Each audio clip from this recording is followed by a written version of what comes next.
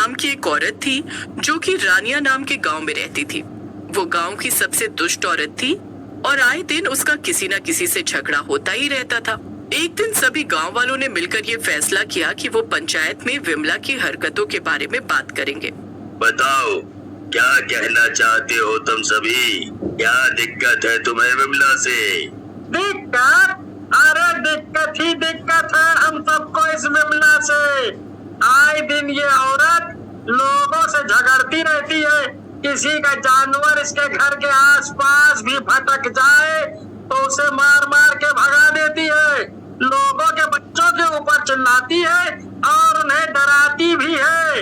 यही नहीं, परसों जब मेरी बेटी ने इसके घर से एक फूल क्या तोड़ लिया, इसने उसे भी मार मार कर भगा दिया। हाँ, मैंने भी देखा था। वो बेचारी बच्ची कितना रो रही थी इसके डर के मारे। हम सब बस यही चाहते हैं कि आप इसे अभी के अभी गांव से बाहर निकाल दीजिए। बस हमें ये इस गांव में नहीं चाहिए है। हाँ। अरे वाह वाह वाह, ऐसे कैसे निकाल दोगे मुझे गांव से तुम सब? मैं सालों से इसी गांव में रह रही हूँ, यहाँ से मैं कहाँ जाऊंगी? ये सब तो तुम्हें लोगों से झगड़ने से पहले सोचना चाहिए था। अब फैसला हो चुका है, तुम्हें ये गांव छोड़कर जाना ही होगा। सरपंच का भी ऐसा फैसला सुनकर विमला गुस्से से आग बबूला हो जाती है और वहाँ से उठकर चली जाती है। विमला ने कुछ सामान भी नहीं लिया और तुरंत ही गांव के बाहर चल पड़ी। इन गांव वालों को तो मैं छोड़ूंगी नहीं। इन्होंने मेरा इतना अपमान किया है। अगर मैं इस गांव से ही निकाल दी गई तो मेरे जीने का वैसे भी कोई मतलब नहीं। लेकिन हाँ, मैं यूं ही नहीं मरूंगी। मैं तो मरने के बाद भी इन सब का जीना हराम कर दूंगी। इतना कहकर विमला गांव की पानी की टंकी के पास गई। इस टंकी से पूरे गांव के घरों में पानी जाता था। फिर क्या था, विमला ने ना आव देखा ना ताव और टंकी में छलांग लगा दी। टंकी में पानी काफी गहरा था और उसमें डूबने से विमला की मौत हो गई। मरने के बाद विमला चुड़ैल बन गई और उसी टंकी में बैठ गई। अब इस गांव के एक एक इंसान का मैं पानी पीना तक मुश्किल कर दूंगी। बड़े आए मुझे गांव से निकालना चाहते थे ना, अब देखती हूँ कैसे मुझसे पीछा छुड़ा पाएंगे। अगले ही दिन से पूरे गांव में हाहाकार मच गया क्योंकि किसी के भी घर में पानी नहीं आ रहा था। लोग भागे भागे सरपंच के पास गए। सरपंच जी, सवेरे से पूरे गांव में किसी के भी घर में पानी नहीं आ रहा है। सब लोग पानी के बिना बहुत परेशान हैं। जानवर भी प्यास से तड़प रहे हैं। लोगों के छोटे छोटे बच्चे भी प्यासे हैं। अरे ऐसा कैसे हो सकता है? चलो अभी चलकर पानी की टंकी को देखते हैं, शायद वहाँ पे कुछ गड़बड़ हुई हो। फिर गांव के कुछ लोग सरपंच के साथ पानी की टंकी के पास जाते हैं और एक आदमी ऊपर चढ़कर टंकी का दरवाजा खोलता है। दरवाजा खोलते ही आदमी जोर से चिल्ला पड़ता है। वो आदमी भागता हुआ नीचे आता है। अरे क्या हो गया? कोई जंगली जानवर है क्या टंकी में? तुम इतना क्यों चिल्ला रहे हो? अरे सरपंच जी, जानवर नहीं, विमला विमला की लाश है टंकी में और साथ ही साथ एक डरावनी चुड़ैल भी है। मैंने जैसे ही उसे देखा दरवाजा वापस से बंद कर दिया।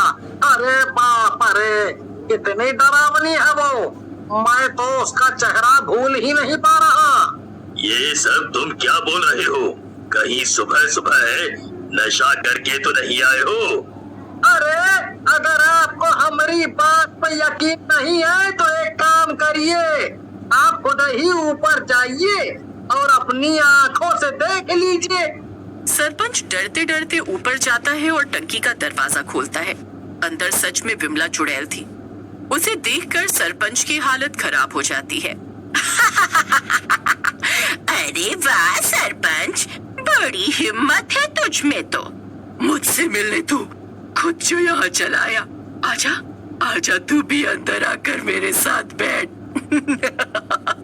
इससे पहले सरपंच कुछ बोल पाता, चुड़ैल सरपंच की गर्दन पकड़कर उसे टंकी में खींच लेती है और मार देती है।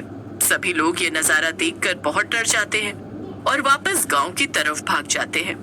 गांव में ये सब सुनकर खौफ का माहौल फैल जाता है। अरे अरे, ये विमला अपनी हरकतों से बाज नहीं आई। पहले जीते जी हमारे लिए मुसीबत बनी हुई थी और अब मरने के बाद भी हमें परेशान कर रही है। अरे तो क्या हम उससे डर कर बैठे रहें? और आखिर ये सब कब तक चलेगा? बिना पानी के तो हम सब के सब मारे जाएंगे। हमें कुछ न कुछ तो करना ही होगा, और वो भी जल्द से जल्द।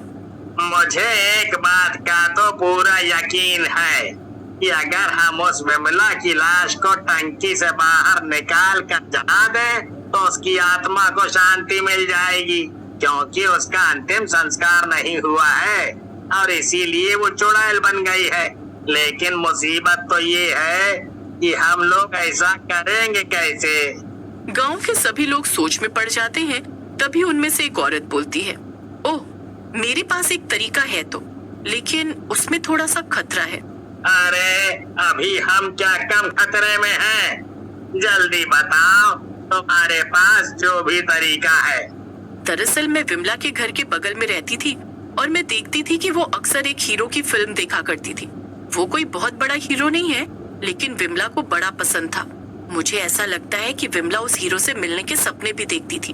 अरे तो हम एक जाल बिछा सकते हैं। हम टंकी के पास जाकर ये खबर फैला सकते हैं कि वो हीरो गांव में आया हुआ है, और मुझे यकीन है कि ऐसा सुनकर विमला टंकी से बाहर जरूर आएगी। और जैसे ही वो बाहर आएगी, हम जल्दी से टंकी से उसकी लाश को बाहर निकालकर उसे जला देंगे। वाह, ये तो सच में कमाल की तरकीब है, मानना पड़ेगा। अरे क्या खाक कमाल की तरकीब है। अगर एक सेकंड की भी देरी हुई तो वो विमला चुड़ैल हमें सीधा ऊपर पहुंचा देगी, ऊपर। नहीं नहीं, इसमें तो बहुत ज्यादा खतरा है।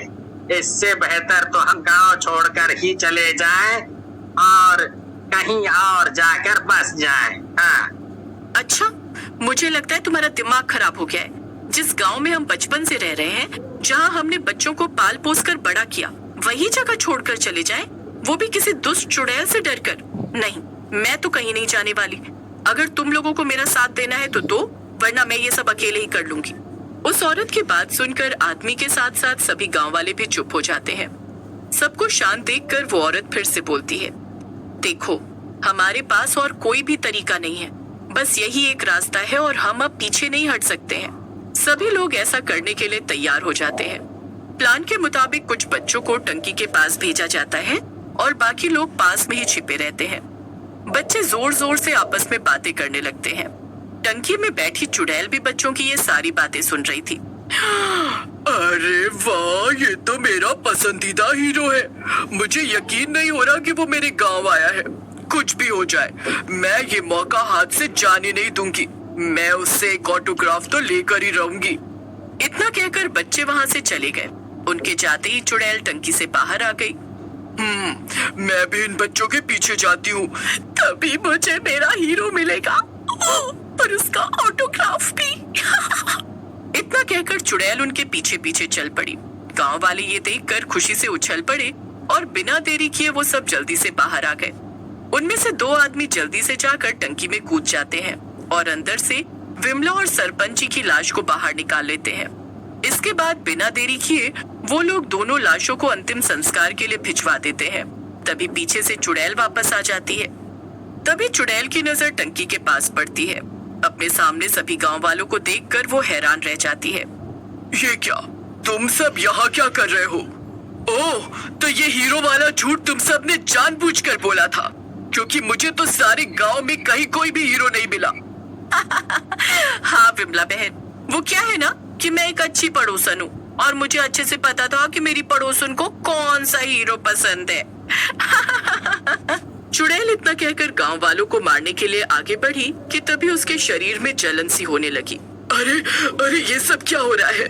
मेरा शरीर जल क्यों रहा है? ओह, मेरा शरीर जल रहा है। तुम लोगों ने मेरे पीठ पीछे क्या किया है? दुष्ट औरत, तू कभी नहीं सुधर सकती। अब हमने तेरे शरीर का अंतिम संस्कार होने के लिए भेज दिया है, इसीलिए तुझे ये जलन हो रही है। इतना कहकर विमला चुड़ैल जलकर राख हो गई और उसकी कहानी हमेशा हमेशा के लिए खत्म हो गई।